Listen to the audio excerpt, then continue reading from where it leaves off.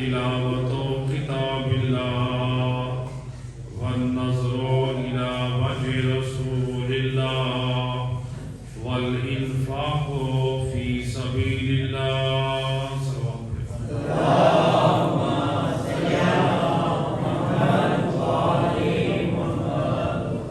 ارباب عزا ایام فاطمیہ کے حوالے سے مجلس عزا کا اہتمام ہوا اور جناب سیدہ کی مناسبت سے جو مجالس عزا ہیں ان کا تقاضا بھی یہی ہے کہ ان مجالس عزا میں جناب سیدہ کی شان ہو اور ان کی تعلیمات ہوں اور انہی کے مصائب کو بیان کیا جائے. جناب سیدہ وہ ہستی جو اللہ کو بھی محبوب ہے، جو سید الرسل کو بھی محبوب ہے.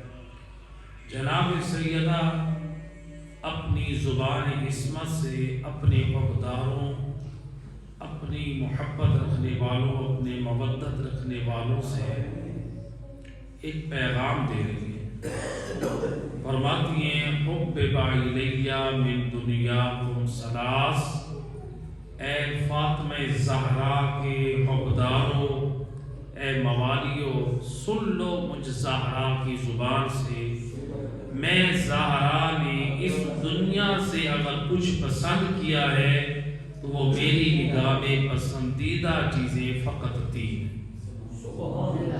فاطمہ زہرا سلام اللہ علیہ وہ بی بی فرما رہی، یعنی اے دنیا سے دل لگانے والوں، اے دنیا پر اپنے ایمان کا سودا کرنے والوں، اے دنیا کی خاطر اپنی آخرت کو تباہ کرنے والوں، آؤ سن لو زہرا نے دنیا سے تین چیزیں کون سی پسند کی ہیں. اور زہرائے مرضیہ نے جو دنیا سے تین چیزیں پسند کی ہیں اس سے فقط زہرا سلام اللہ علیہ کی دنیا آباد نہیں بلکہ بی بی نے اپنی آخرت کی عملی تیاری کا پیغام دیا ہے کہ مومن دنیا میں ان چیزوں سے محبت رکھے جو مومن کی آخرت کے لیے کامیابی کا سامان بنے. جناب سیدہ فرماتی ہیں تین چیزیں مجھے پسند ہیں. پہلی چیز تلاوت و کتاب اللہ. فاطمہ زہرا کو اگر کائنات میں دنیا میں کسی چیز کسی تعلیم سے پسندی ہے، فاطمہ زہرا کسی تعلیم کو دوست کرتی ہے تو وہ کون سی تعلیم ہے؟ وہ ہے قرآن مجید. آج ذرا دیکھیں جناب سیدہ کیا پیغام دیتے ہیں. ہمارے گھروں میں والدین بھی اپنی بچوں سے پوچھتے ہیں کہ بیٹا آپ نے میٹرک کے بعد کیا کرنا ہے.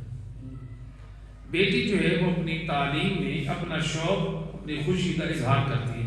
بابا مجھے ماسٹر کرنا ہے، بابا مجھے پی ایچ ڈی کرنی ہے، مجھے ڈاکٹر بننا ہے، مجھے انجینئر بننا ہے، سافٹ ویئر.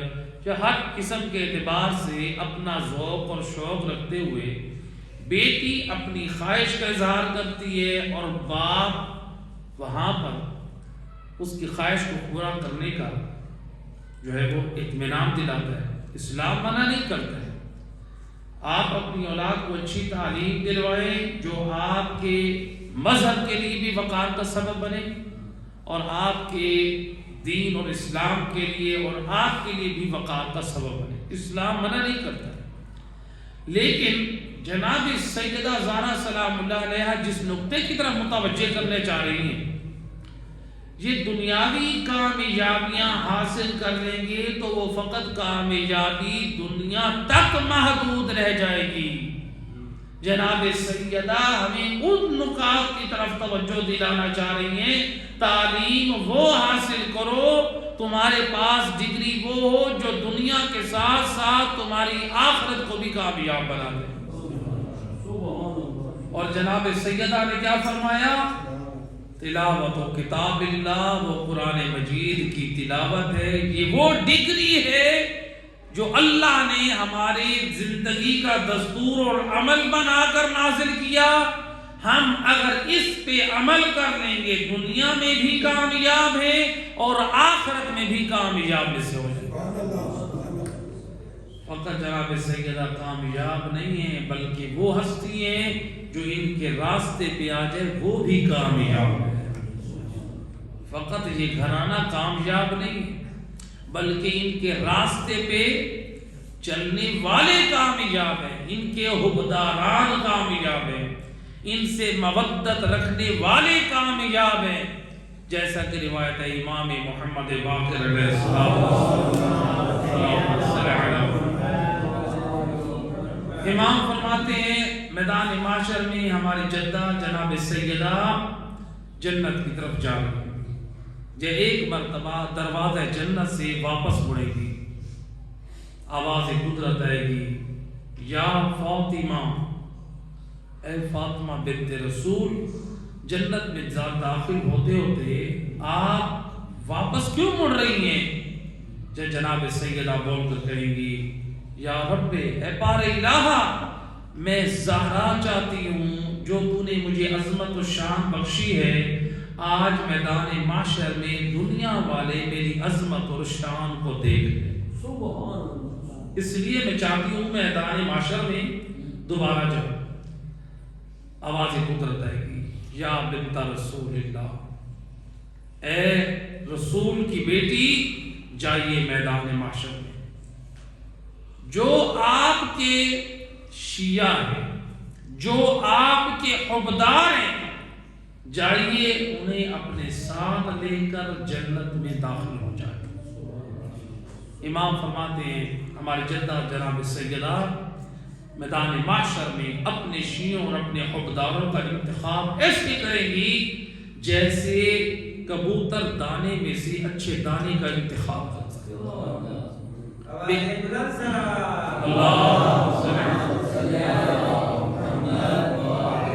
اپنے حبداروں اور شیعوں کا انتخاب کر کے جنت کی طرف جب جانے لگے گی، اب جو یہ شیعان فاطمہ، حبداران فاطمہ اپنی عظمت و کرامت کو دیکھ چکے ہیں، ایک مرتبہ جنت میں جاتے جاتے یہ بھی رک جائیں گے، آواز قدرت آئے گی، اے شیعان فاطمہ، اے حبداران فاطمہ، تمہیں کیا ہو گیا ہے؟ وہ بھی بول کر کہیں گے، بار الہا، جس بیوی کی عظمت و کرامت کے صدقے ہمیں عزت بخشی ہے، ہم چاہتے ہیں عالم معاشر دیکھے زہرا کے حبداروں کی عظمت و شان کیا ہے۔ یا اللہ کی طرف سے آواز آئے گی، یا شیعہ، اے شیعہ فاطمہ، اے حبداران فاطمہ، جاؤ میدان معاشر میں، من کساکم او اطعمکم، جس نے تمہیں لباس پہنایا لحب فاطمہ، ومن اطعمکم، جس نے تمہیں کھانا کھلایا لحب فاطمہ، جناب سیدہ کی محبت میں کھانا کھلایا، جناب سیدہ کی محبت میں پانی پلایا، جس نے تمہارے غیبت جیسے گناہ کو جناب سیدہ کی محبت میں معاف کر دیا، جاؤ ان کو بھی لے کر اپنے ساتھ جنت میں داخل ہو جاؤ۔ امام فرماتے ہیں واللہ ما یبقى فی المحشر الا منافق وکافر وشقی، خدا کی قسم میدان معاشر میں کوئی نہ بچے گا سوائے تین بد نصیبوں اور بدبختوں کے، یا منافق ہوں گے، یا کافر ہوں گے، یا بدبخت ہوں گے، جو شفاعت سیدہ سے بھی محروم رہیں گے اور شفاعت حبداران فاطمہ زہرا سے بھی محروم رہیں گے۔ یہ عظمت اور یہ شان کس کی ہے؟ جناب فاطمہ زہرا کے، شیعوں کی اور حبداروں کی۔ تو جناب سیدہ بھی کامیاب ہے، یہ ہستیاں بھی کامیاب ہیں، اور ان کے حبداران، ان کے شیعہ بھی کامیاب ہیں۔ تو لہٰذا اب یہاں پر دیکھیں اس روایت میں ایک ہمیں عظیم پیغام ملا۔ امام کیا فرماتے ہیں؟ میدان معاشر میں کون کامیاب ہو؟ جو کسی کو لباس پہنائے لحب فاطمہ، کھانا کھلائے لحب فاطمہ، پانی پلائے لحب فاطمہ، کسی کی ضرورت کو پورا کرے لحب فاطمہ، کسی کی غلطیوں کو درگزر کرے لحب فاطمہ، یعنی اس خوش نصیب کی شفاعت کے لیے جناب سیدہ میدان محشر میں آئیں گے۔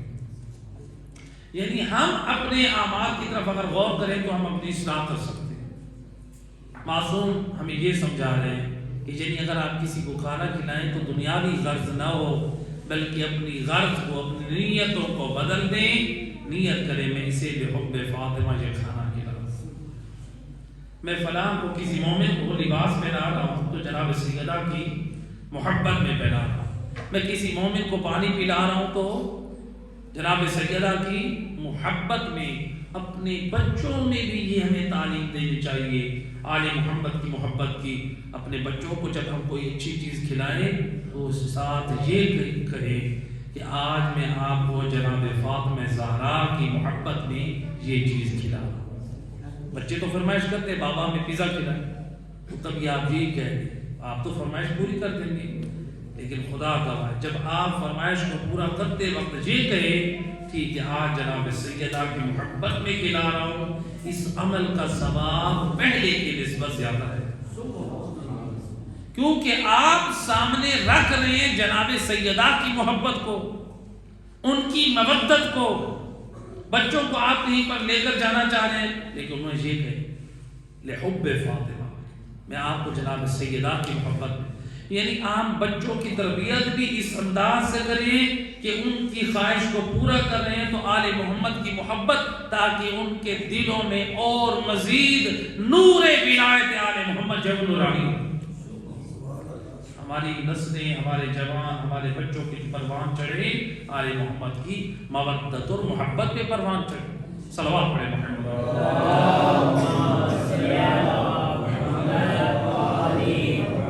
اور سید الرسل فرما رہے ہیں، رسول اللہ کی وصیت ہے، فرماتے ہیں ادبوا اولادکم لحب علی ابن ابی طالب، اپنی اولاد کو باعدد بناؤ علی ابن ابی طالب کی محبت کے ذریعے سے، جناب سیدہ کی محبت میں، مولا علی کی محبت میں، اہل بیت کی محبت میں۔ تو لہذا جناب سیدہ آل محمد بھی کامیاب ہے اور ان کی شیعہ بھی کامیاب ہے۔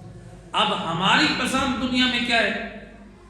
ہم میں سے ہر ایک اپنی اپنی پسند رکھتا ہے، کہ ہم میں سے ہر ایک کہتا ہے کہ مجھے گھر کیسا پسند، مجھے لباس کیسے پسند، ہمارے کھانے کی ڈشز، ہر ایک کہتا ہے مجھے یہ کھانا پسند، مجھے سویٹ ڈش میں سے فلاں ڈش پسند، مجھے فلاں چیز پسند۔ ہر ایک کا اپنا پسند ہوتا ہے، ہر ایک کی اپنی پسند ہے، کھانے میں بھی، پہننے میں بھی، رہنے میں بھی، ہر چیز میں۔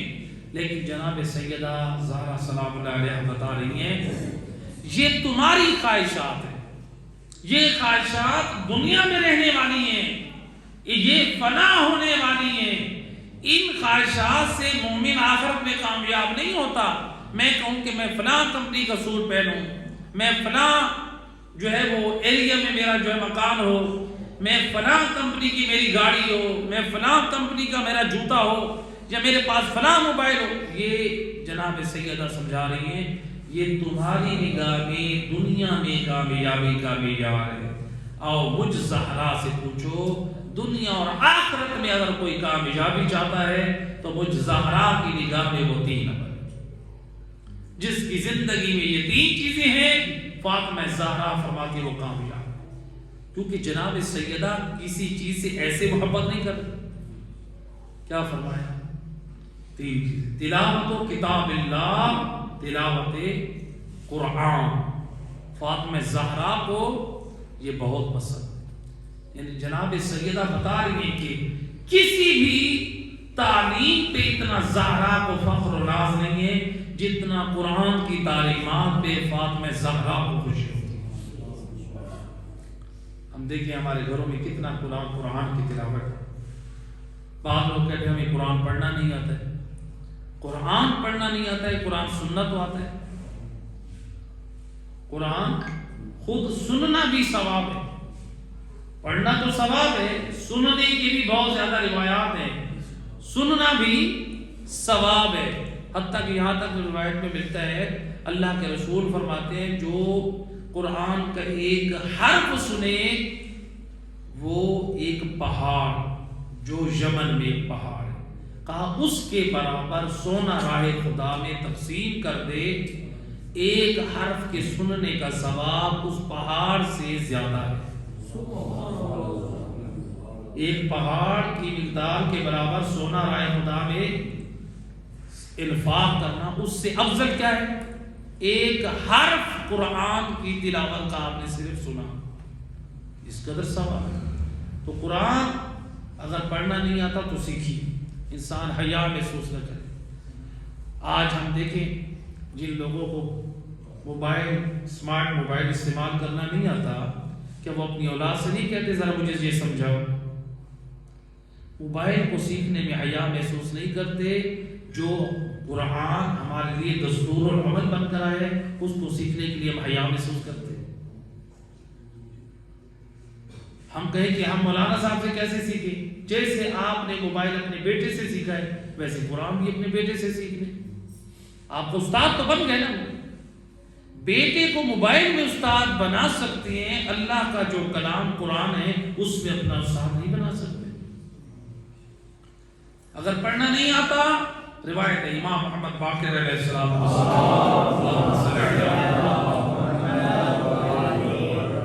امام کے گھر میں طلوع آفتاب تک کوئی بھی نہیں سوتا تھا، مکروہ ہے اس لیے علماء نے روایات نقل کی، یعنی اگر کوئی چاہتا ہے کہ رزق کی فراوانی اور برکت حاصل کرے اور نحوست سے محفوظ رہے تو وہ طلوع آفتاب تک بیدار رہے، جو رزق کے نازل ہونے کا وقت ہے۔ تو بہرحال روایت میں ہے کہ امام کے گھر میں طلوع آفتاب تک تلاوت قرآن ہوتی رہتی تھی، اور جن لوگوں کو قرآن پڑھنا نہ آتا امام فرماتے تم اس کے بدلے میں استغفار کرتے رہو اپنی زبان پر۔ امام علیہ السلام نے حل بھی بتا دیا۔ تو لہذا قرآن آج تو ماشاءاللہ اس زمانے میں جو ہے وہ ہر گھر میں ٹیلی ویژن واجب اور ضروری سمجھتے ہیں لوگ، اور کتنے ٹی وی چینلز ہیں جن کے اوپر صبح کو ابتدائی تلاوت قرآن سے، بے شک اس کے اوپر سارا دن بے حیائی اور بے غیرتی کے پروگرام لگتے ہیں۔ ایک صلوات پڑھے محمد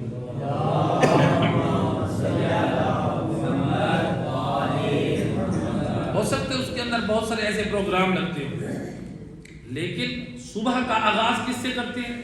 تلاوت قرآن۔ تو تلاوت قرآن بیٹھ کر سنیں اور ترجمہ قرآن ایک دفعہ اپنی زندگی میں سنیں تو صحیح۔ ہم بہت ختم قرآن آپ نے یقیناً کیے ہوں گے، خدا گواہ ہے آپ ایک مرتبہ صرف آج سے تحیہ کر کے جائیں اس مسجد میں، آپ ایک ختم قرآن صرف ترجمے کے ساتھ کریں، خدا گواہ ہے، بڑی ذمہ داری سے بات کر رہا ہوں، آپ کے بہت سارے مسائل کا حل ترجمہ قرآن آپ کا کر دیں، بہت سارے مسائل کا حل۔ آج بعض لوگ نوجوان آ کر کہتے ہیں قبلہ صاحب ہم کہاں جائیں؟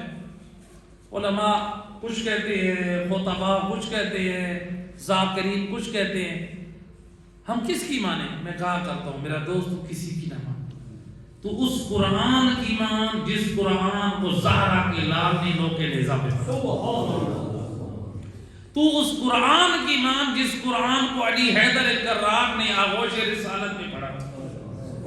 ہم تو اس گھرانے سے تعلق رکھتے ہیں کہ امام اگر دنیا میں آ رہے ہیں تو قرآن پڑھ رہے ہیں، اور امام کی شہادت ہو رہی ہے تو نوکے نیزہ پہ قرآن پڑھ رہے ہیں، بتا رہے ہیں ہمارا سر کٹ تو سکتا ہے لیکن تلاوت قرآن نہیں چھوٹ سکتی۔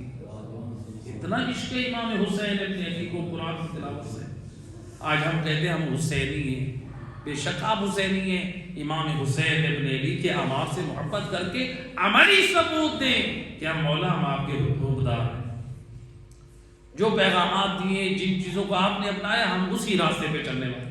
لہذا قرآن جناب سیدہ کیا فرماتی ہے؟ تلاوت قرآن، تلاوت قرآن کی اس قدر اہمیت ہے، جناب سیدہ نے اپنی زندگی میں اتنا عظیم دوست اپنا بنا لیا تھا قرآن کو کہ ہر وقت تلاوت قرآن، حتیٰ کہ قرآن کی عظمت کے لیے اتنا کافی ہے، جناب سیدہ نے اپنی شہادت کے بعد جو وصیتیں کی تھی ان میں ایک عظیم وصیت میں فرماتی ہیں، یا علی میری قبر پہ بیٹھ کے تلاوت قرآن کرنا۔ جناب سیدہ وصیت کر رہی ہیں، اور کس سے؟ وارث قرآن سے، قرآن ناطق سے فرما رہی ہے، علی میری قبر پہ بیٹھ کے قرآن کی تلاوت کرنا۔ یعنی قرآن کی تلاوت اس قدر اجر و ثواب ہے، اس قدر اس کے فائدے ہیں کہ زندگی میں بھی جناب سیدہ قرآن سے انس رکھتی ہیں، اور اپنی شہادت کے بعد بھی تلاوت قرآن سے اتنا انس سے چاہتی ہیں کہ اگر میری قبر پہ کچھ پڑھا جائے تو وہ تلاوت قرآن۔ اور مولا علی علیہ السلام کیا فرماتے ہیں؟ مل کے سلوات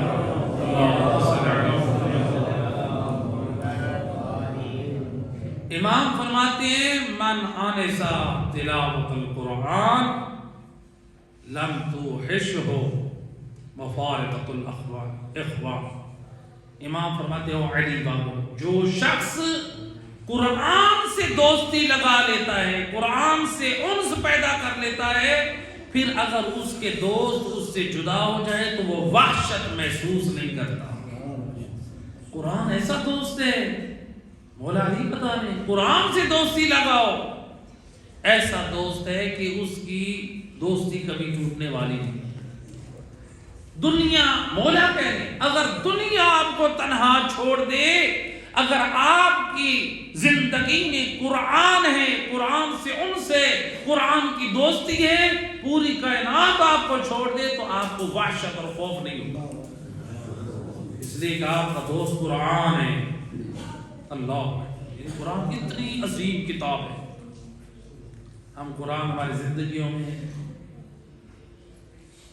کتنے آج مسائل پیدا ہو رہے ہیں، قرآن کی طرف رجوع کریں۔ امام حسن مجتبی علیہ السلام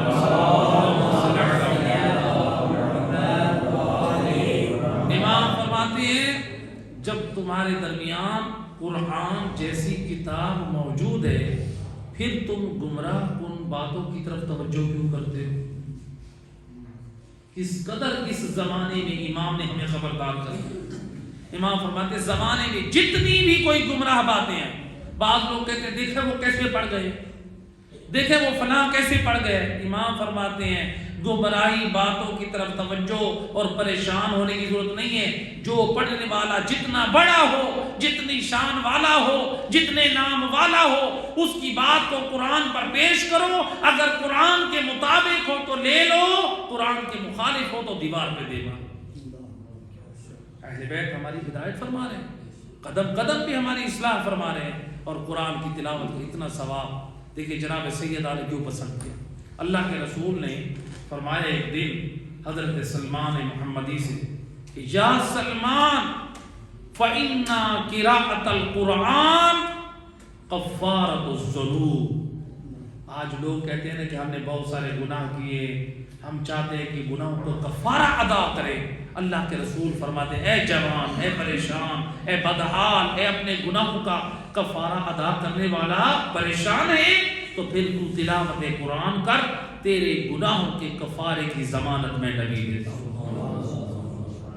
گناہوں کا کفارہ ادا ہوتا ہے۔ وَسِتْرُ مِنَ النَّارِ، اللہ کے رسول فرماتے ہیں تلاوت قرآن کرنے سے، یہ قرآن کی تلاوت جہنم کی آگ کے درمیان ڈھال بن جاتی ہے۔ وَأَمَانٌ مِنَ الْعَذَابِ، اور اللہ کے رسول فرماتے ہیں کہ اللہ کے عذاب سے امان کا پروانہ ہے یہ تلاوت قرآن، اس قدر عظیم۔ اب دیکھیں یہ تلاوت قرآن، جناب سیدہ کس قدر قرآن سے محبت رکھتے تھے۔ یعنی آپ نے اگر کوئی چیز پسند کی ہے دنیا میں تو وہ پہلی چیز کون سی ہے؟ تلاوت قرآن۔ دوسری چیز جناب سیدہ فرماتی ہے وَالنَّظْرُ إِلَى وَجْهِ رَسُولِ اللَّهِ، اگر میں زہران دنیا میں سے کوئی دوسرا عمل پسند کیا ہے تو وہ بابا رسول اللہ کے چہرے کی زیارت، رسول کے چہرے کی زیارت۔ رسول اللہ کی زیارت کا کیا ثواب ہے؟ اللہ کے رسول حضرت محمد مصطفیٰ صلی اللہ علیہ وسلم ایک دن تشریف فرما ہے اور اس محفل میں امام حسین ابن علی بھی موجود ہے. امام حسین علیہ السلام فرماتے ہیں کہ یا جدہ، اے نانا جان، فما جزاؤ، اس شخص کی کیا جزا ہوگی جو آپ کی زیارت کرے.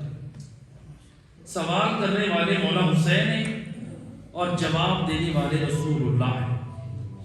سید الرسل فرماتے ہیں یا بنیا، میرا لال حسین، من زارنی حیًا و میتًا، جو میری زندگی میں اور میری وفات کے بعد مجھ رسول کی زیارت کرے، ازورہ، میں نبی میدان محشر میں اس زائر کی زیارت کروں. جو میری زیارت کرے میں رسول اس کی زیارت کروں گا. وَأُخَلِّصُهُ مِنْ ذُنُوبِهِ، اس کے دامن میں نام اعمال میں جتنے بھی گناہ ہوں گے میں اپنی زیارت کے ثواب کے اجر میں اس کے سیاہ نامہ اعمال کو نور میں بدلواؤں. اللہ، جتنے بھی اس کے گناہ ہوں لیکن وہ گناہ قابل بخشش بھی ہوں. ایسا نہ ہو کہ انسان یہ کہے کہ روایت رسول اللہ نے فرمایا میں اس کے سارے گناہ بخشوا دوں. تو رسول اللہ اس میں یہ نہیں بتانا چاہ رہے میری زیارت کر لو اور پھر تم جتنے مرضی آئے گناہ کرتے رہو. رسول اللہ کی زیارت کی تقاضے ہیں، یعنی رسول اللہ کی زیارت کے بعد مومن با ادب بن کر آئے، بے ادب بن کر نہ آئے، با ادب بن کر. مثلا مثال کے طور پہ دیکھیں، میں ایک مثال دیا کرتا ہوں. ایک شخص، ایک نوجوان اسکول پڑھا، کالج پڑھا، یونیورسٹی میں اس نے پی ایچ ڈی کی، ماسٹر کی. وہ نازیبہ حرکتیں کرتا ہے، بدتمیزی اور بدخلق، بد مزاج ہے. لوگ کیا کہیں گے؟ یہ پڑھا لکھا جاہل ہے. ایسے کہ نہیں؟ آپ لوگ مانتے کہ نہیں مانتے؟ بڑا بدتمیز ہے، یہ صرف پڑھا لکھا ہے، اس کے اندر کوئی ادب نام کی کوئی چیز. اس کا مطلب ہے اگر جو بندہ 4 دن یونیورسٹی میں جائے، آپ کہتے ہیں اس کا تقاضا یہ ہے کہ وہ باادب بن کر آئے.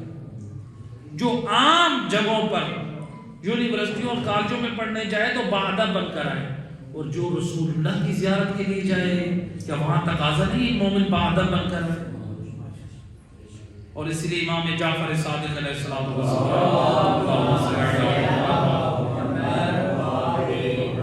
روایت کی گئی امام کے حوالے سے کہ امام فرماتے ہیں جو شخص ہماری زیارت سے واپس آئے اور اپنی سابقہ حالت پر اگر باقی ہے تو پھر اس کی زیارت قبول نہیں. اگر کوئی دیکھنا چاہتا ہے اس کی زیارت قبول ہے تو دیکھو کہ جب سابقہ حالت سے بدل کر آیا ہے تو زیارت قبول ہے. اہل بیت کی خدمت میں گئے زیارات پر تو بدل کر اپنے اندر خوشبو لے کر آئے. آپ کسی ادھر فروش کی دکان پہ جاتے ہیں تو آپ چند منٹ وہاں پر کھڑے ہو تو آپ کے کپڑوں میں خود بخود خوشبو آ جاتی ہے. تو لہٰذا آپ اسی طرح سے پیٹرول پمپ پہ آپ اگر چند گھنٹے کھڑے ہو تو وہاں پر آپ کے کپڑوں سے پیٹرول کی اسمیل آتی ہے. لوگ کہتے ہیں کہ یہ پیٹرول کی خوشبو کیوں آ رہی ہے؟ تو کیا کہتے ہیں؟ ہم وہاں پر جاب کرتے ہیں یا میں وہاں پر کافی دیر ٹھہرا. تو انسان جس ماحول میں رہتا ہے وہاں کا اثر آ جاتا ہے. تو جو مومن زیارات میں جا رہا ہے، چاہے عمرہ پہ جا رہا ہے، چاہے وہ زیارات مقدسہ پہ جا رہا ہے، تو کیا ہے اس کے اندر وہ آل محمد کی اس پاک کردار کی خوشبو ہونی چاہیے. جب مومن آئے تو توبہ استغفار کر کے آئے. دیکھنے والے کہیں کہ واقعاً یہ رسول کا کتنا سچا زائر ہے، یہ عمرہ کر آیا ہے، یہ زیارت کر کے آیا ہے، یہ زیارات سے آیا ہے تو باکردار بن کر آیا ہے. تو لہذا رسول اللہ کی زیارت کا کیا سوال؟ اللہ کے رسول فرماتے ہیں جو شخص میری زیارت کرتا ہے میں میدان معاشر میں اس کی شفاعت کروں گا. اور آپ نے یہاں تک فرمایا جو مجھ رسول کی زیارت کے لیے نہیں آ سکتا، ممکن نہیں ہے وہ اپنے مقام پر کھڑے ہو کر مجھ نبی پہ سلام بھیج لے، اس کے لیے وہ سلام بھی قبول ہے۔ اللہ، یعنی آپ اپنے مقام پہ کھڑے ہو کر، اس مسجد میں کھڑے ہو کر، اپنے گھر میں کھڑے ہو کر سید الرسل کی خدمت میں سلام پیش کریں کہ یا رسول اللہ آنے کی امکانیت نہیں ہے، میرا یہی سلام حقیر کا قبول کیجئے۔ رسول اللہ فرماتے ہیں یہ سلام کرنے والا خلوص سے بھی میرے زائرین میں شامل ہے۔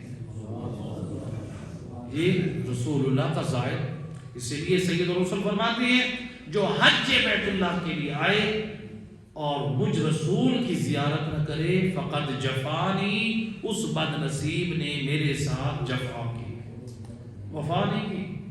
جو آج یہاں ایک نظریہ، یعنی ہمارے ہاں تو نہیں ہے، جو وہابیت میں یہ نظریہ پایا جاتا ہے کہ آپ حج پر گئے، عمرہ پہ گئے تو آپ مدینے میں آئیں لیکن رسول کی زیارت کی کثرت سے نہ، جبکہ رسول اللہ کیا فرماتے ہیں جو حج پر آئے اور میری زیارت کو نہ آئے اس نے میرے ساتھ جفا کی ہے۔ حج ملا بھی تو ہمیں نبی کے دروازے سے، تو لہذا رسول اللہ کی معرفت، رسول اللہ کی معرفت سے نہ آشنا ہے۔ تو سید رسول کی زیارت کی یہ فضیلت اور ثواب اس قدر کہ جناب سیدہ فرماتی ہیں کہ میں نے اگر دنیا میں جو دوسری چیز پسند کی تو اپنے بابا کے چہرے کی زیارت کو پسند کیا ہے۔ اور ملتا ہے کہ جناب سیدہ خود عملاً رسول اللہ کی زیارت کے لیے رسول اللہ کے گھر تشریف لاتے تھے۔ ملتا ہے کہ ایک دن، اور اس روایت کو نقل کیا ہے زوج رسول بی بی عائشہ نے، وہ کہتی ہیں کہ جب بھی دروازے پہ دق الباب ہوتا جناب فاطمہ زہرا آتی تو میں عجیب منظر دیکھتی کہ رسول اللہ کے اندر اس قدر بے قراری اور بے چینی ہوتی، سید الرسل بیٹھے ہوتے، دروازے پہ دق الباب ہوتا، رسول اللہ دوڑ کر جناب فاطمہ زہرا کا استقبال کرنے کے لیے جاتے، اور جب جناب سیدہ اندر آتی رسول اللہ جناب سیدہ کے ہاتھوں کا بوسہ لیتے رہتے، آپ کی پیشانی کا بوسہ لیتے رہتے اور ان کو اس مقام پر بٹھاتے جہاں پر رسول خود بیٹھے ہوتے تھے۔ اور میں نے ایک دن پوچھا یا رسول اللہ آپ کو جناب فاطمہ زہرا کے آنے کی کیسے خبر ہو جاتی تھی کہ اب فاطمہ زہرا آ رہی ہیں؟ کیونکہ ہر مرتبہ آپ کا ایک انداز ہوتا ہے جناب فاطمہ زہرا کے لیے، کسی اور کے لیے یہ انداز نہیں ہوتا۔ تو رسول اللہ فرماتے ہیں میری زوجہ جب فاطمہ زہرا مجھ رسول کی زیارت کے لیے گھر سے نکلتی ہیں اللہ ایک ملک کو بھیجتا ہے وحی دے کر، اور میرا حبیب فاطمہ زہرا تیری زیارت کے لیے آئے۔ مادر یاسمین کو بلندتر صلوات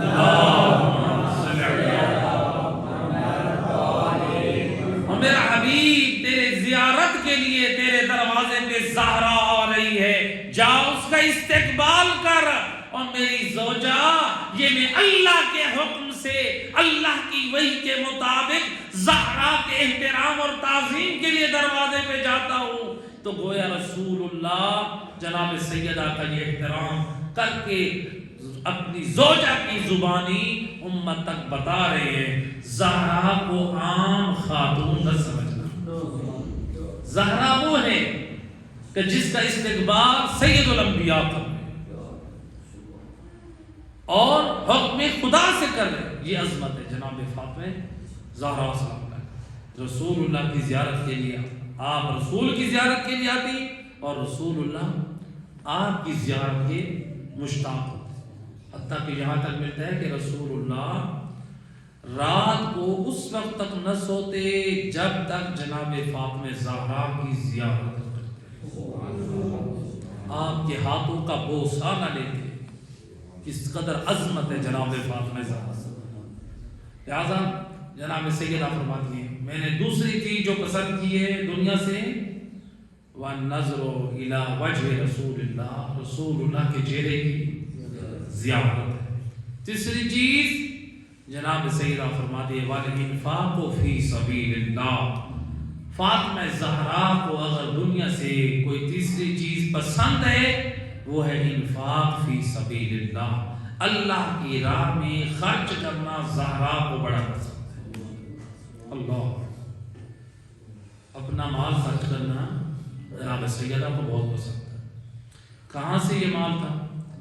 ملتا ہے تاریخ فدق میں، یہ جو باغ فدق اور اس کے ساتھ کچھ اور باغات جو سید رسول نے جناب سیدہ کو ہدیہ کیے تھے، ان باغات یعنی رسول اللہ نے اپنی زندگی میں ہدیہ کیے۔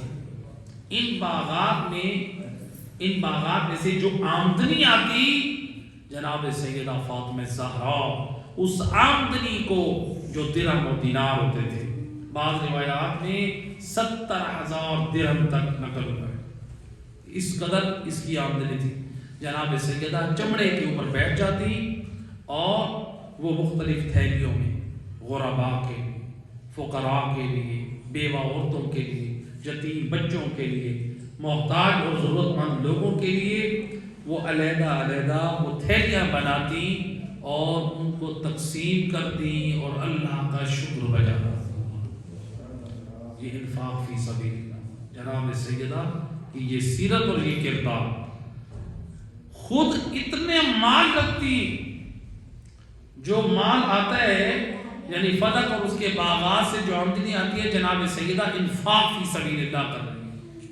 اللہ، لیکن جناب سیدہ خود سادہ لباس، جناب سیدہ خود سادہ زندگی۔ حضرت سلمان نے جب دیکھا جناب سیدہ فاطمہ زہرا کے لباس میں پیوند لگے ہوئے ہیں اور پھٹا پرانا لباس ہے، رسول اللہ کی خدمت میں جا کر کہا کہ یا رسول اللہ، آپ کی دختر جناب سیدہ کے لباس میں پیوند دے کر آ رہا ہوں اور بہت بوسیدہ اور پرانا لباس ہے۔ سید رسول جب آئے تو آپ نے دیکھا، جناب سیدہ فرماتی ہے بابا، سلمان تو فقط ان پیوندوں کو دیکھ رہا ہے، ہم 6 سال سے وہ چمڑا جس چمڑے پہ جانوروں کو ہم چارہ ڈالتے ہیں اسی چمڑے پہ حسن و حسین رات کو آرام کرتے ہیں۔ اللہ، آج ہم نرم بستروں پہ سوتے ہیں، گرم بستروں پہ سوتے ہیں اور ہم خیال نہیں کرتے حلال مال آ رہا ہے یا حرام مال آ رہا ہے۔ ہم کہتے ہیں مال آ جائے، ہماری خواہشات پوری ہو جائیں، ہماری اولاد کی خواہشات پوری ہو جائیں، چاہے وہ حلال ہو یا چاہے حرام ہو، بس روم اے سی ہونا چاہیے، روم ہمارا گرم ہونا چاہیے، بستر نرم ہونا چاہیے، بے شک سب ہو، لیکن ذرا ہم یہ تو دیکھیں جو ایسے سردار ہیں الحسن والحسین سید شباب اہل الجنہ، جو جوانان جنت کے سردار شہزادے ہیں، وہ دنیا میں ایک چمڑے پر سو رہے ہیں۔ جناب سیدہ فاطمہ زہرا یہ پیغام دے رہی ہیں کہ ہم چمڑے پر میں اولاد کو، جنت کے سرداروں کو سلانا تو پسند کرتی ہوں، لیکن حرام مال کے نرم اور گرم بستروں پہ سلانا پسند نہیں کرتے۔ جناب سیدہ کی سیرت ہمارے لیے نمونہ عمل، ایام فاطمیہ ہم مناتے ہیں، بے شک منانا چاہیے، بڑھ چڑھ کر اس کا اہتمام کرنا چاہیے، کیونکہ جناب سیدہ کا یہ قضیہ، یہ جو حادثہ رونما ہوا، یہ اس قدر حق کی طرف دعوت دینے والا ہے۔ اسی حق کے جناب سیدہ کے حوالے سے جو صحیح بخاری میں روایات ہے، جو صحیح مسلم میں روایات ہے، جناب سیدہ کی شان اور عظمت کے حوالے سے کتنے ہم نے لوگوں کو دعوت دی ہے کہ دیکھیں یہ روایات الحمدللہ کئی ایسے موجود ہیں افراد جنہوں نے ان روایات کو سامنے رکھ کے حق کو تسلیم کرتے ہوئے یعنی انہوں نے مذہب شیعہ کو اختیار کر لیا۔ یہ جناب سیدہ کی مظلومیت، ان کے حق کو آپ آشکار کریں، لوگوں کو آگاہ کریں، نوجوانوں کو آگاہ کریں، ایام فاطمیہ کو بھرپور انداز سے منائیں، صرف منانے کی حد تک نہ ہو، اپنانے کی حد تک ہونا چاہیے۔ ایام فاطمیہ کا اہتمام تو کر رہے ہیں، جو جناب سیدہ کی سیرت ہے، ان کا پیغامات ہیں، ان کو نظر انداز نہ کریں، ان کو بیان کر کے اس پر عمل کریں۔ ہم اپنے اندر جو ہمارے اندر کم علمی ہے، جو جہل ہے، اس کی اصلاح کریں تعلیمات جناب فاطمہ زہرا کی روشنی میں۔ تو لہذا جناب سیدہ نے انفاق فی سبیل اللہ کو پسند کیا ہے۔ ہم ذرا غور کریں، دیکھیں، ہم تو ایام فاطمیہ منا رہے ہیں، کیا ہم جناب سیدہ کی پسندیدہ چیزوں کو اپنائے ہوئے ہیں؟ کیا تلاوت قرآن ہے؟ کیا رسول اللہ کی زیارت ہے ہماری زندگی میں؟ کیا انفاق فی سبیل اللہ کا جذبہ ہے؟ اگر کوئی آج بچوں پر بھی خرچ نہ کرے، فی سبیل اللہ کا ورلہ بعد میں آیت اللہ سستانی فرماتے ہیں اپنے اہل خانہ پر وسعت دینا افضل ہے بنسبت صدقہ و خیرات کرنے کے۔ یہ فقہا کی یہ فتاوے موجود ہیں، اپنے اہل خانہ پر وسعت دینا یہ افضل ہے۔ بعض لوگ ہوتے ہیں وہ اپنے محلے میں، اپنے ہمسایوں میں غریبوں کو دیکھ رہے ہوتے ہیں، یہ صدقہ خیرات نہیں، یہ ثواب ہوگا، اور گھر میں بیوی اور بچے بیچارے محتاج بیٹھے، وہ ضرورت مند بیٹھے۔ اس لیے تمام فقہا فرماتے ہیں اگر بیوی صاحب استطاعت ہے، مالدار ہے، وہ اپنے نان و نفقہ، اپنی دوائی، اپنے اخراجات خود کر رہی ہے، شوہر مقروض رہے گا بیوی کے اس نان و نفقہ کا۔ ہم یہ نہیں کہہ سکتے کہ بیوی کی جاب لگی ہوئی، بیوی کے پاس آمدنی کہیں سے آ رہی ہے، وہ کر رہی ہے، ہم اس کے مقروض ہیں، ذمہ داری ہے۔ لہذا افضل کیا ہے؟ آیت اللہ سستانی کیا فرماتے ہیں؟ صدقے سے افضل یہ ہے کہ آپ اپنی بیوی اور بچوں پہ انفاق کریں، ان کو وسعت دیں۔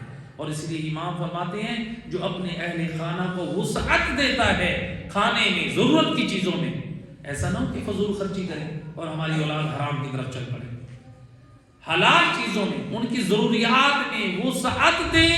امام فرماتے ہیں جو اپنے اہل خانہ کو وسعت دیتا ہے اللہ اس کے رزق میں وسعت و برکت پیدا کرتا ہے۔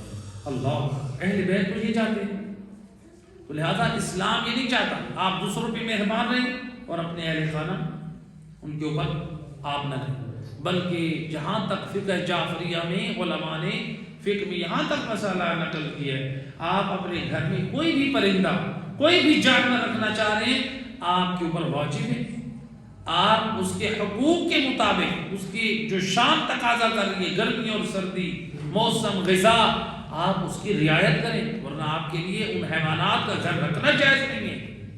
اسلام یہ نہیں پسند کرتا کہ آپ حیوان گھر رکھیں، آپ پرندہ گھر رکھیں اور پھر آپ اس کے حق میں حق تلفی کریں۔ جو اسلام یہ کیسے پسند کرے؟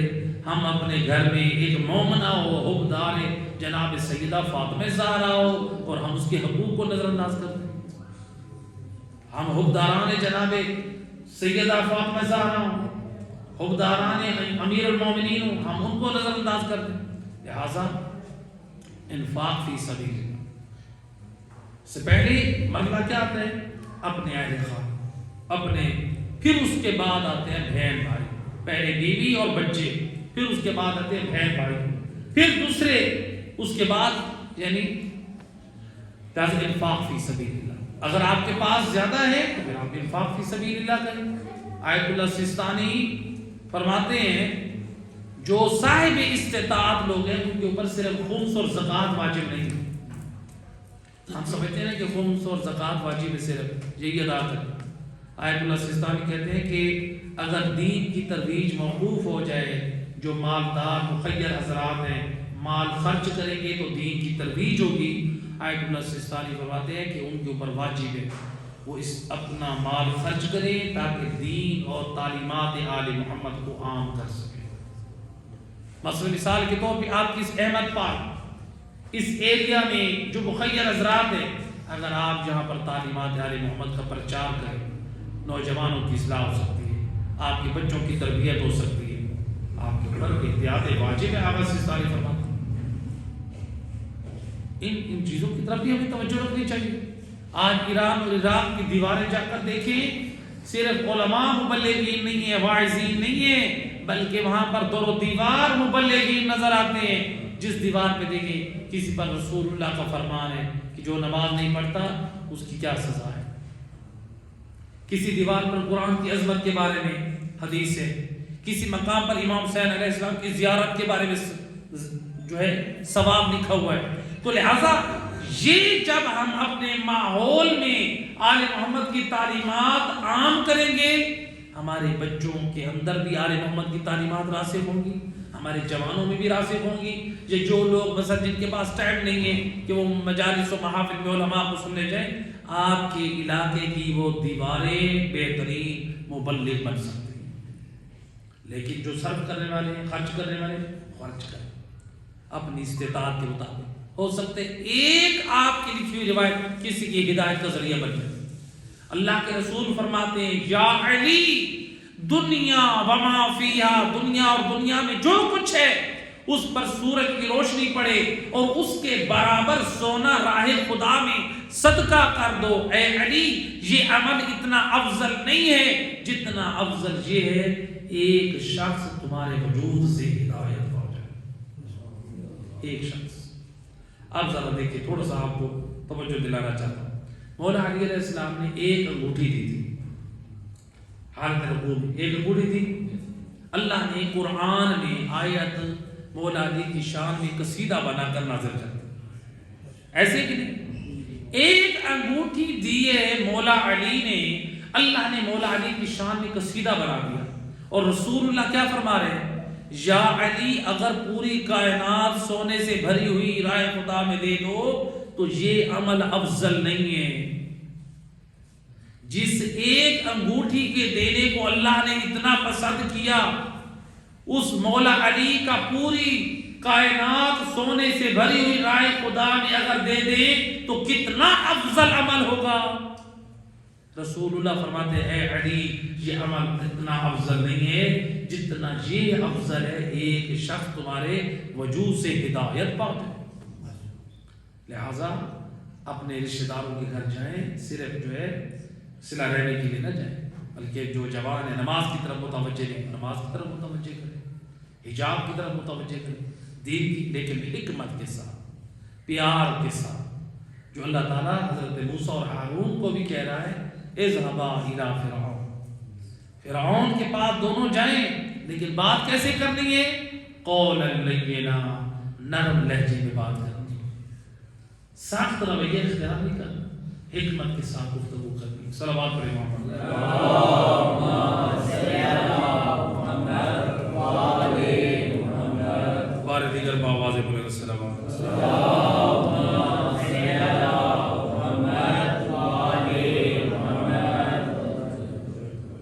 انفاق فی سبیل اللہ. یہ دیکھیں جناب سیدہ نے عملی پیغام، آخری نمونہ جناب سیدہ نے انفاق فی سبیل اللہ کا عملی کردار کیسے پیش کیا.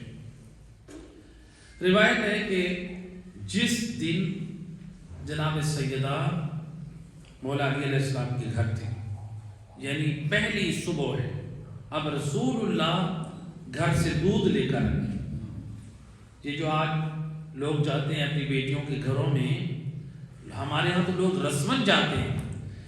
اگر ہم اپنے ہر عمل کو دیکھیے آئمہ خدا علیہ السلام کی سنت میں، تو ان اعمال کی اصلاح بھی ہو جائے گی. اگر وہ معصوم کی زندگی میں عمل ملتے ہیں تو پھر وہ ثواب بھی ہو جائے. اب روایت میں ہے کہ رسول اللہ اپنی بیٹی کے گھر گئے. اگر کوئی اس نظریے سے جائے کہ سید الرسل گئے تو ہم بھی رسول اللہ کی تعصیح کر کے جاتے ہیں، تو یقیناً اس عمل میں آپ کو ثواب ملے گا. آپ رسول اللہ کی تعصیح کریں. تو سید الرسل اپنی بیٹی کے گھر، رسول اللہ نے دیکھا جناب سیدہ اپنے حجرے میں ہیں، یعنی ابھی ایک رات کی بیائی ہوئی دلہن سید الانبیاء کی بیٹی، لیکن ان کے بدن پر لباس پرانا اور بوسیدہ ہے. رسول اللہ ایک مرتبہ دیکھ کے حیران ہو گئے، کہتے ہیں کہ اے فاطمہ جان وہ لباس کہاں ہے جو پہن کر آئی تھی؟ ایک عظیم الشان لباس. تاریخ میں ملتا ہے جناب سیدہ کو ایک بڑا حسین و جمیل، بڑا عظیم لباس بی بی خدیجہ طاہرہ نے اپنی ایک سہیلی کے پاس امانتاً رکھوایا تھا. جب میری بیٹی زہرا کی شادی ہو تو مجھ خدیجہ کی طرف سے یہ تحفہ پیش کرنا. جناب سیدہ وہ لباس پہن کر آئی تھی. رسول اللہ پوچھتے ہیں اے سیدہ اے فاطمہ جان وہ لباس؟ کہا کہ بابا وہ لباس میں نے ایک سائل آیا تھا دروازے پہ، میں نے وہ لباس دے دیا. تو رسول اللہ فرماتے ہیں کہ اے سیدہ اے فاطمہ آپ نے وہ لباس دے دیا، یعنی آپ کی شان کا تقاضا تو یہ ہے کہ آپ اچھا لباس پہنیں. اب سید الرسل بھی امت کی عورتوں کو پیغام دلوانا چاہتے ہیں. اے فاطمہ آپ نے اچھا لباس دے دیا، آپ یہ لباس دے دیتی. کہتی ہیں یا رسول اللہ میں چاہتی ہوں میدان معاشر میں جب جاؤں تو میں وہ اچھا لباس پہن کے آپ کے ساتھ آؤں اور میدان معاشر میں عزت و اکرام کے ساتھ. میں نہیں چاہتی میں یہ بوسیدہ لباس دیتی اور میدان معاشر میں پھر مجھے بوسیدہ لباس پہنایا جائے. تو اس وقت جناب رسول خدا کا ایک مرتبہ کلیجہ ٹھنڈا پڑا. فرماتے ہیں کہ اے فاطمہ یہ بات تم نے کہاں سے سیکھی ہے؟ تو جناب سیدہ فرماتی ہیں بابا یہ بات میں نے آپ کی سیرت طیبہ سے سیکھی. یا رسول اللہ یہ انفاق فی سبیل اللہ کا درس میں نے آپ کی سیرت طیبہ سے لیا. فاطمہ جان تو نے مجھے کب دیکھا انفاق فی سبیل اللہ کرتے ہوئے؟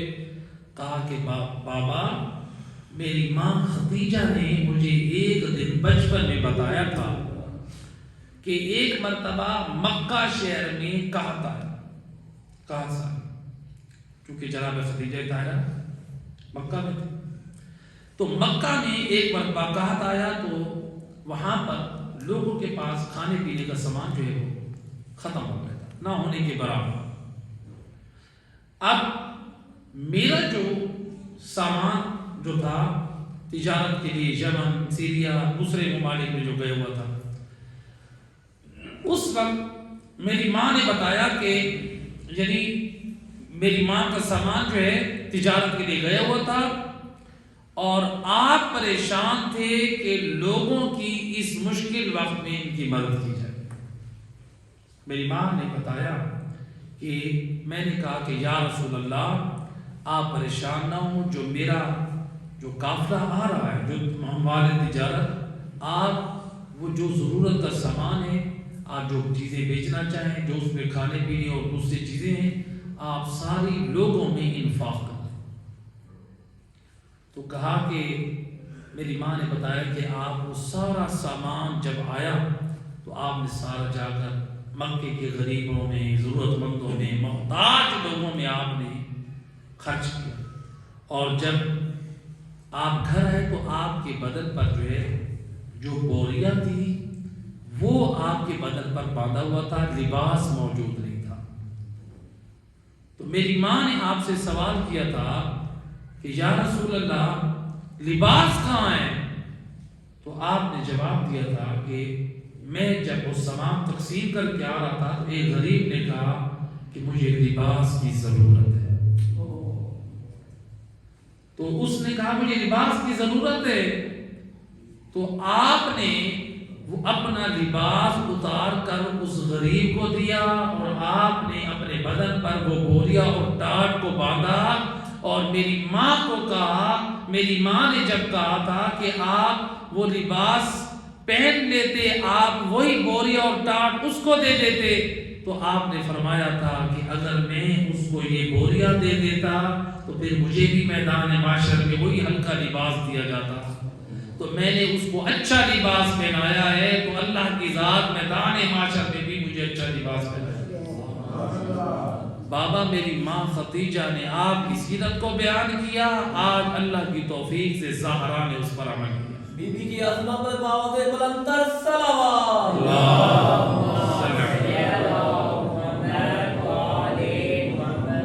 یہ ہے فاطمہ زہرا جو دنیا سے یہ تین چیزیں پسند کرنے والے.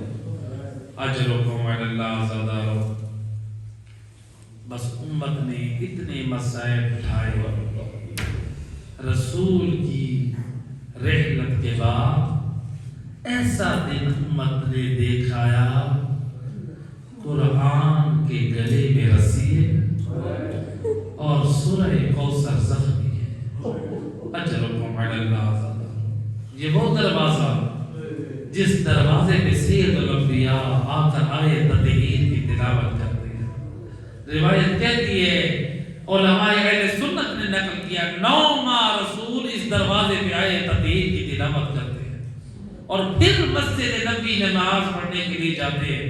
کیوں؟ میں نے بڑا سوچا رسول اس لیے آیت تطہیر کی تلاوت کرتے ہیں، بعد میں نماز کے لیے جاتے ہیں، امت کو بتا رہے ہیں اور نماز فائدہ نہ دے گی اور جب تک زہرا سے محبت نہ ہو اور زہرا سے محبت رکھنا، اس دروازے کی قدر کرنا. اجرکم علی اللہ آزادارو. ہے یہ وہ دروازہ اور جہاں پر رسول آ کر رک کے سلام کرے اور جس دروازے کی قدر یہ ہے کہ آ کر اسرائیل رک کے اجازت لے. لیکن آج مسلمان اجر رسالت کیا دینے آئے ہیں؟ اجرکم علی اللہ آزادارو. روایت کا جملہ آئے ہیں مسلمان دروازہ علی پہ. جب اٹھتا ہوا دھواں دیکھا گیا کسی نے یہ سمجھا ابھی تو رسول کا کفن پہنا نہ ہوا. عرب کا دستور تھا اور رسول کی شریعت میں بھی ہے جس کے ہاں میت ہو 3 دن تک اس کے ہاں تعزیت کے لیے اس کے گھر میں کھانے اور پینے کا انتظام کیا جائے.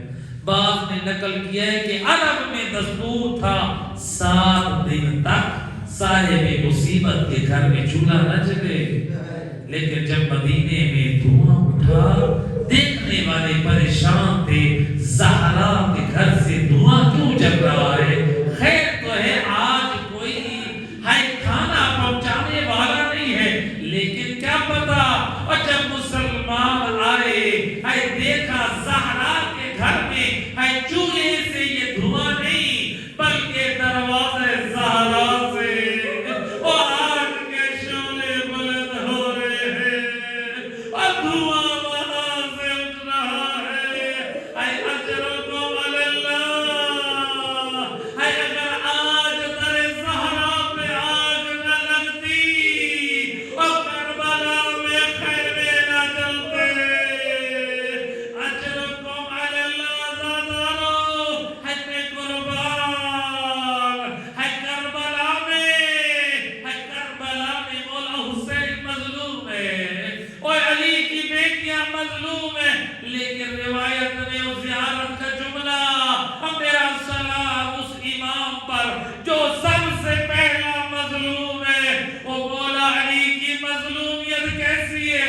روایت کہتی ہے اور جب تک مولا حسین زندہ ہے وہ خیموں کی طرف کسی کی جرت نہ ہوئی اور خیموں کو کسی نے نہ جلایا. اور میں قربان وہ علی مولا کتنا مظلوم ہے. ہائے علی کے ہوتے ہوئے دروازے کو آگ لگی. اجرکم علی اللہ. اجرکم علی اللہ. روایت کہتی ہے شکی نے دروازے کو ٹھوکر ماری یا ٹھوکر ماری تھی اور دروازہ بی بی کے اوپر جا گرا. چلتا ہوا دروازہ دروازے میں گرم میخے. یہ میخے کہاں لگی؟ نقل ہوا وہ گرم میخے کہیں اور نہیں سینے زہرا میں پیوست ہوئی ہے. اجرکم علی اللہ. روایت کا جملہ ایک شکی نے دروازے کو دھکا دیا اور بی بی در و دیوار کے درمیان یا بی بی کی صدا بلند ہوئی یا امتا اما ماذا یفعلو بحبیبتک. بابا رسول اللہ ذرا آئے دیکھیں وہ آپ کی زہرا کو مسلمان وہ کیا اجر رسالت دے رہے ہیں. اجرکم علی اللہ تعالی. اور روایت کا جملہ یہ جلتا ہوا دروازہ اور بی بی پہ گرا اور روایت کہتی ہے بی بی زہرا کا چہرہ جلتا.